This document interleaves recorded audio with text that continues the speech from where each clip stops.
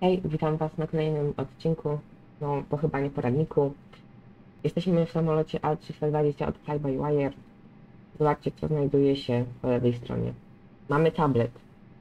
Że ten tablet nie działał, ale o najnowszej deweloperskiej wersji, jak na niego klikniecie, on się zaczyna ładować. Więc dzisiaj się nim zajmiemy. Jeśli chcecie go mieć, żeby go uruchomić, potrzebuje się, znaczy ja to instaluję instalatora Fly-by-Wire. Instaluję najnowszą wersję deweloperską. No i w niej ten tablet już częściowo działa, no ale nie wszystko niestety działa. Dobra, ładuje nam się pierwsza strona. Mamy nawet mapkę. Możemy sobie ją przybliżyć. O, proszę bardzo, jesteśmy na Okęciu. Zrobił... I jeśli chcecie tutaj importować SimGIFa samolotu, to tutaj w zakładce tej wpisujecie swój nick SimGIFu.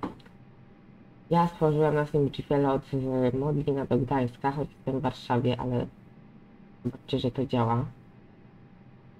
Widzicie EPMO, EPGD. Nawet podali czas SimGIFa.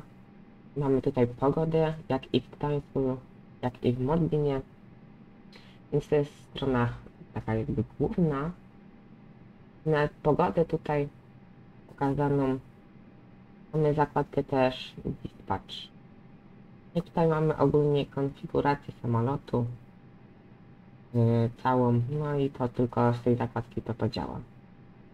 Mamy zakładkę Flight, która jeszcze nie działa, Performance, która jeszcze nie działa. Wpisujemy swój nick w SimGIFu. Mamy zakładkę Ground, której nie testowałem, więc przetestujmy. Weźmy, żeby nam się podłączył ręka.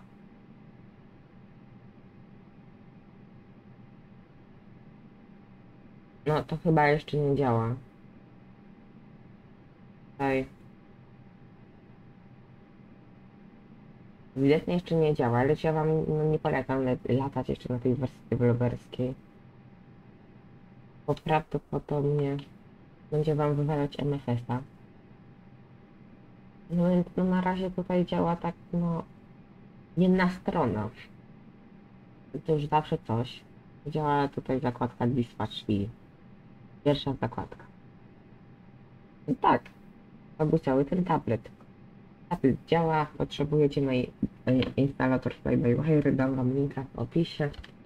Instalujecie wersję deweloperską i możecie się cieszyć nawet nie połowy sprawnym tabletem. Także dziękuję, trzymajcie się, cześć.